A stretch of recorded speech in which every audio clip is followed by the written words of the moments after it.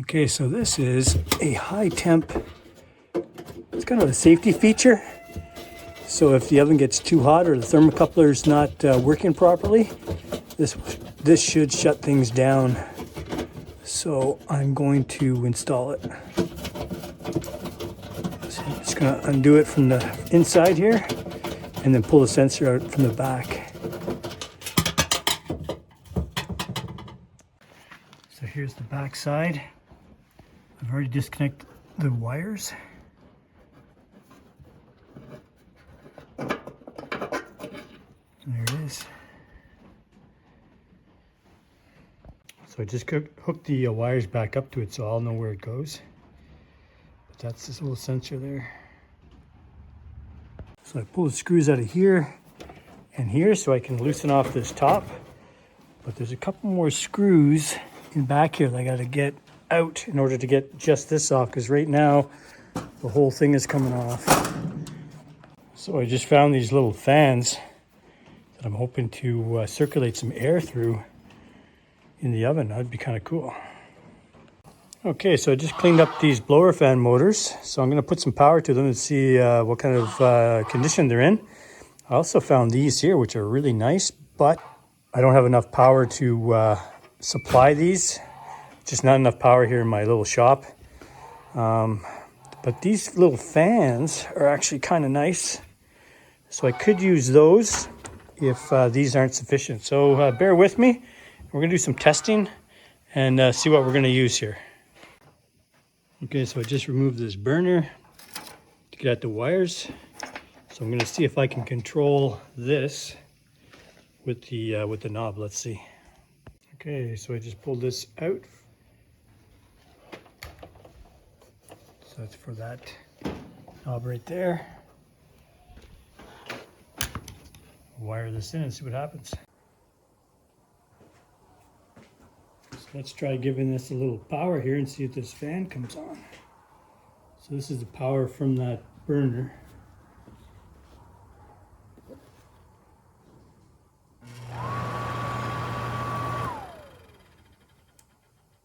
It works.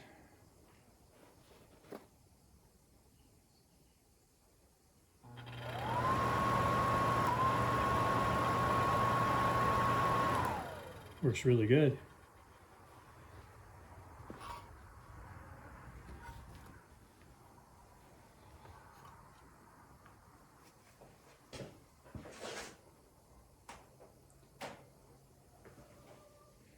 Just turned it up a bit, see if it's going to change the speed.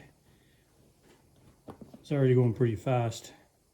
Not really.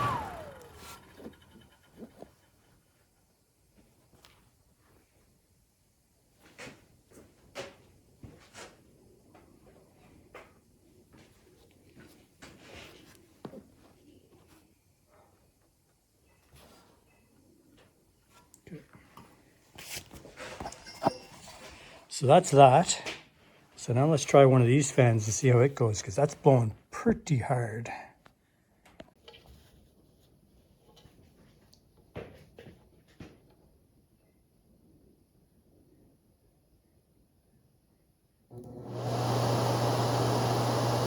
Fan works pretty good too. So I got two different styles of fans here. This one here, or this one here.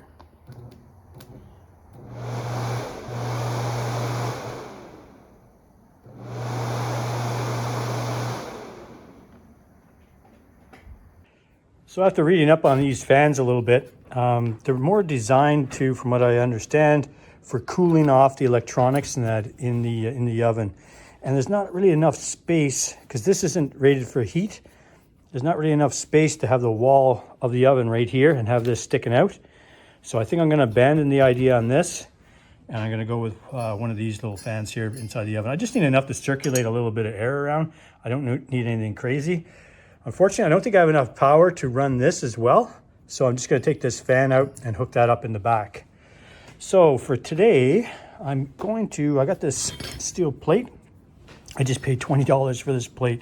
So that's a bit of an expense, but it's not terrible.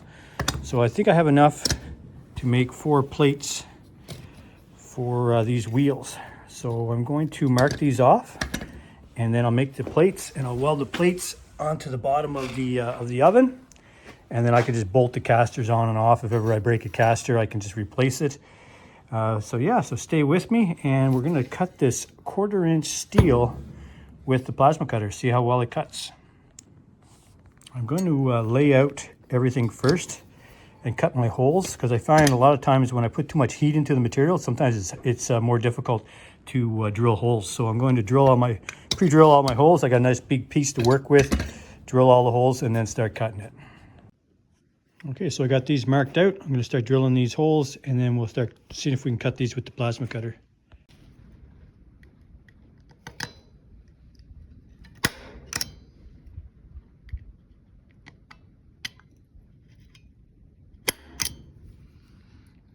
Nice way to start off the holes. Just a little dimple.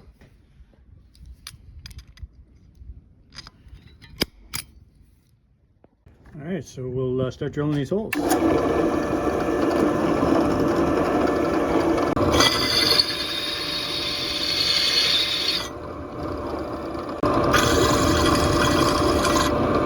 one.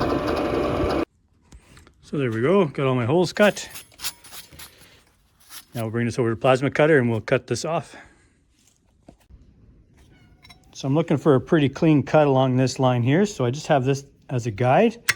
So when I put my Plasmacutter in here, I'll be able to make a nice clean cut. At least that's the plan. All right, so this is going to be a pretty big cut for this little machine. 1/4-inch plate steel.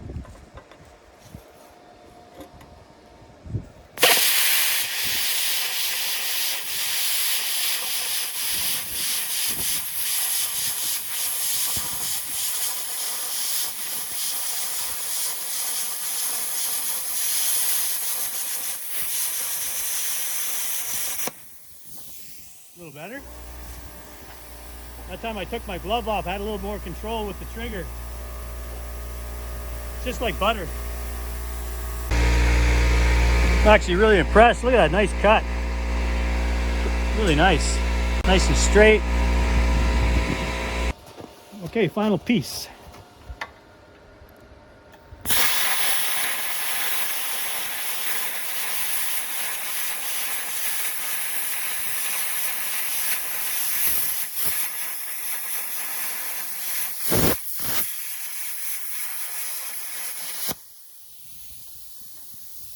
Not bad. A little bit of cleanup on the grinder, and this is going to be perfect. Like, look at that edge. That's perfect. A little more practice too, and I think I could do better cuts. So if you guys are looking for a cheap Plasmacutter, this little Mastercraft one from Canadian Tire, it's just a cheapo, but it just went through 1/4-inch steel like it was butter. There we go. Just a couple of minutes on the grinder, and cleaned up all the slag and took the burr off where the holes are. She's ready to weld on. All right, so I just jacked up the oven here. I'm gonna clean up this surface here, get the paint off, and then I'll take one of my plates and just weld it on there like that, and then I can bolt my casters on.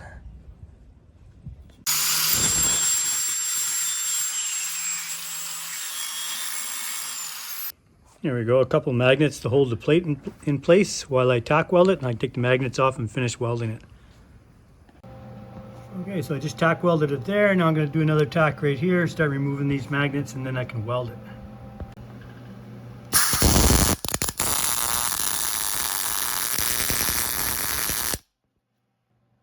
Kind of hard to hold the camera in one hand and weld with the other, but there you have it. So I'm going to try to weld this and hold the camera in my other hand. Actually, I'm going to try to do it with my left hand, which is kind of difficult, but we'll see what we can do here so we can get it on camera.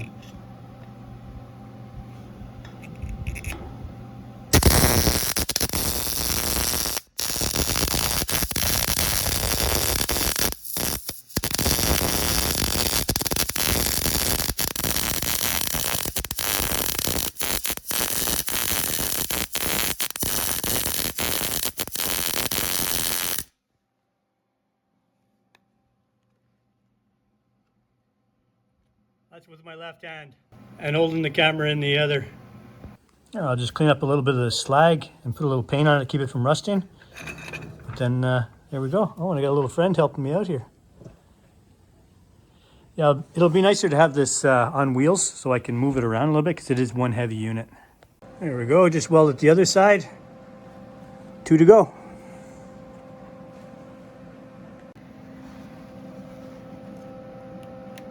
There we go. All bolted down, weld it on swivel casters. I can lock them. Good to go. So 2 casters on. I'm jacking up the other side here.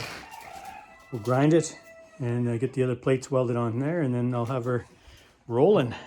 It's also going to be a nicer size for doing powder coating. Bigger parts than that. It's up off the ground a bit higher, which I like. Okay, all 4 sides welded on. So let's lower this baby down and see how she fares out. Okay, there it is, off the jack. And easy to roll around. That's great. Nice and high. Love it. Thanks for watching, everybody. That was episode 2 of the powder coating oven. So please like and subscribe if you want to see episode 3, and we'll get the little fan in here to circulate some air through, and we're going to do some welding inside, seal her up a bit more, and put some shelves so we can hang some parts in there and do some powder coating. Thanks for watching.